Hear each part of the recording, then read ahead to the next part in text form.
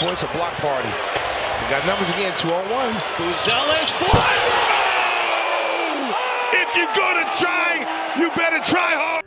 You know I had to start the video with the dunk of the year, and of course it makes it all the more special for me going against Jalen Suggs and the Orlando Magic after all the back and forth beat that I've had with Magic fans on Twitter over the years. Is that your all-defensive team player? Trying to contest Modest Buzelis on a fast break? Do you not know who this kid is? As Stacy would say, did you not get the memo? Outside of a Bulls buzzer beater, that was probably the loudest I've reacted to a Bulls possession so far this season. I actually thought Modest might have taken off a little too early and would come up short for the dunk, but nah man, I had to remind him once again that this kid can fly and glide through the air. This was a very complete game for Modest Buzelis, by the way. Like, I'll obviously talk about the rest of the game as a whole, but I'll stick with Modest while I'm on the topic. Like, yes, this wasn't the most efficient scoring night for Modest. Yeah, he took an ill-advised shot in the final 2 minutes. He then nearly traveled, and in fact, possible he actually did travel and got away with it after coming down on a pump fake before passing it off to Trey Jones, who would come up with the most clutch basket of the game to put the Bulls up 5.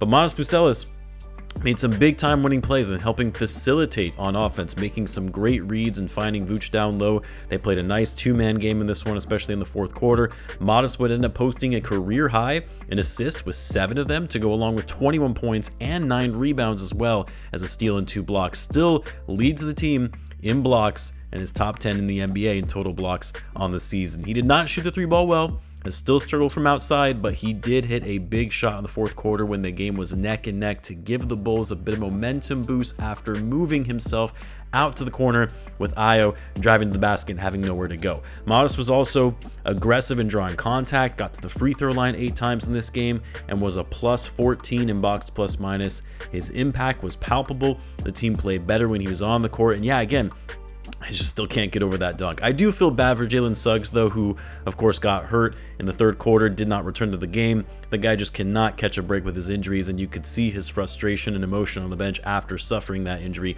Hopefully, it's nothing too serious. Now, as far as how the rest of this game transpired, I mean, again, I have low expectations of this team while they're without Coby White and Josh Giddey. Like I mentioned before, I expected there would be a lot of losing during the stretch. And who knows, maybe that still will end up being the case. But so far, 2-0 with both of those guys out of the lineup. And what, again, has impressed me is that the Bulls have been able to maintain their pace of play, their passing and connectivity on offense. Like, I know Trey Jones is great. I love that guy. But he's not the passer and playmaker that Josh Giddey is. Same thing with Ayo, who has really played that role well coming off the bench, being the lead guard of the second unit. But they've been able to maintain that egalitarian approach on offense where you're getting everyone involved, generating offense by committee, taking smart shots. Another 6 players in double figures tonight. The Bulls had nearly as much scoring coming off the bench as they did in the starting lineup. 57 points off the bench, led by Kevin Huerter, who had 20. He was awesome tonight. The Magic got off to that quick, hot 14-4 start. Huerter comes in and he helps the Bulls go on that 10-0 run. Kev seems to have gotten his 3-point stroke back too, which would be huge for the Bulls as they're going to need his offense, particularly his 3-point shooting without Coby White.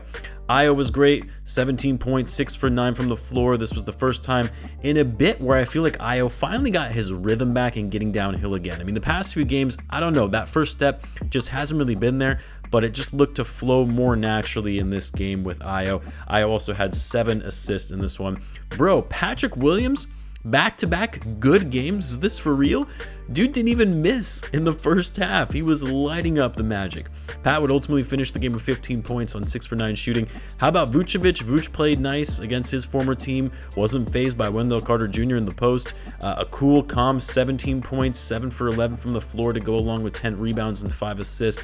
I also just can't emphasize enough how key it is to have Vooch as a passing big man, especially in times like this when you don't have your starting point guard, because he knows how to find guys open and can make the right plays on kickouts that most big men aren't going to be looking out for. I just feel like not enough credit goes to Vooch when it comes to his IQ and court vision.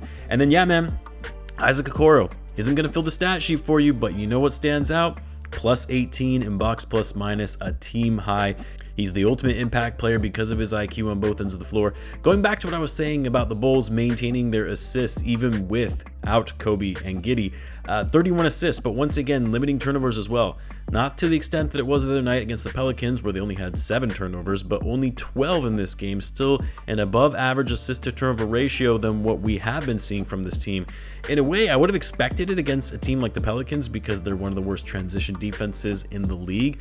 But against the Magic, who were actually a great defensive team, that was shocking to me. I was very surprised to see the Bulls take care of the ball so well and still be able to maintain their pace of play while also shooting 50% from the field and still getting up 41 threes. I would like for the Bulls to recognize when they have the advantage inside and try to get their opponent in foul trouble. They did a nice job of that, getting into the bonus early in the fourth quarter though, which helped them generate easy offense, which led to the Bulls outscoring the Magic 30-19 in the fourth quarter. The Bulls outworked the Magic on the boards and points in the paint, a testament to their double big lineup to counter the Magic's bigs. I'll tell you one thing though. I tweeted this shortly after the game, really to get Magic fans riled up, but I really do believe this. I would still much rather have Josh Giddey at $100 million than Paolo Banchero at $239 million. Banchero is looking more and more overrated every day. Still a great player, still a big time threat whenever you're going up against him, but he's not this superstar talent that everyone thought he was going to be. Yes, I'm aware he had 31 points, but just generally speaking, he's not shown up that well this season, and that's especially been the case in the fourth quarter, as he has had some untimely turnovers, some very poor shot selection that has really killed the Magic in the past few games on some of these really close possession games that they've had. Of course, there was that one where he tried to go one-on-one with Modest, and Modest just picked his pocket like it was nothing. Like, I recognize that Banchero is the more elevated player in terms of the impact and pull that he has on opposing defenses, but at that contract level, I'd still much rather take that value deal of Josh Giddey. Some might think it's a weird thing to say when Giddey didn't even play in this game, but just something I was thinking about while watching it when I saw Banchero struggling in the fourth quarter. Anyway, back-to-back wins for the Bulls. We've got another game tomorrow at the United Center against the Hornets. The Hornets also played tonight in Milwaukee and nearly won that game, actually. Let's see if the Bulls can make it 3 straight to hold down the fort while they wait for Kobe and Josh's return and before they head out on a pretty difficult road trip next week. Let me know what you guys thought of the game. Let me know in the comments. As always, be sure to subscribe, and I will see you in the next one.